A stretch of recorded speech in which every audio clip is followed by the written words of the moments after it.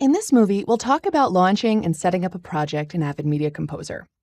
So I'm going to launch Media Composer, and when I do, the software is going to go through a bunch of checks and handshakes with various parts of the system, your hardware, your drivers, your peripherals, just to make sure everything is in working order.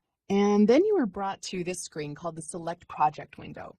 This is the hub that you come to before you enter your project. It's here that you'll make the choices about what project to work on, as well as what user setting you'll use while you're working in the project. So let's briefly go over the choices that you see here in the Select a Project portion of the window. So there are three main options: private, shared, and external. Projects listed in the private view allow you to access projects in your system's Avid Projects folder, which lives inside your Documents folder on a Mac or your My Documents folder on a PC.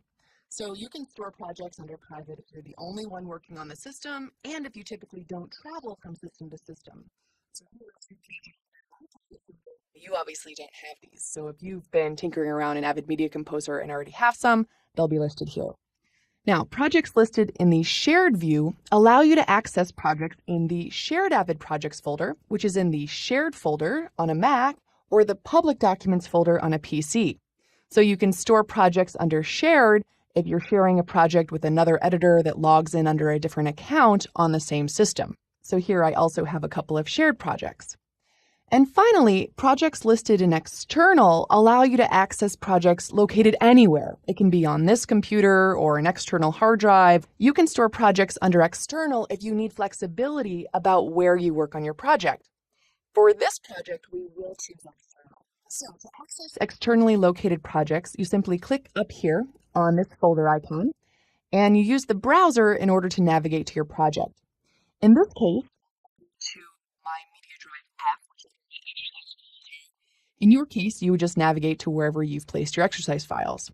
Inside exercise files, I have Avid Projects, and I'm going to select this and choose Open. And when you select the parent folder that contains projects, you'll see all of the projects listed in this view.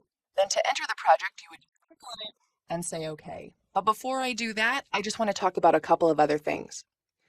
When you want to create a new project rather than access an existing one, you first choose the location that you want your project to live, private, shared, or external, and then you click on New Project. So let's set one up in external. I'll go ahead and click New Project. And you want to give this a unique name. Never leave it named in your project. So I'll call this Hot Glass Demo. And then you come over here and pick a format. Now, this long list can seem daunting, but the basic rule of thumb is to choose a project format that matches the format of most of your footage. You can see that there are a lot of SD and HD flavors here.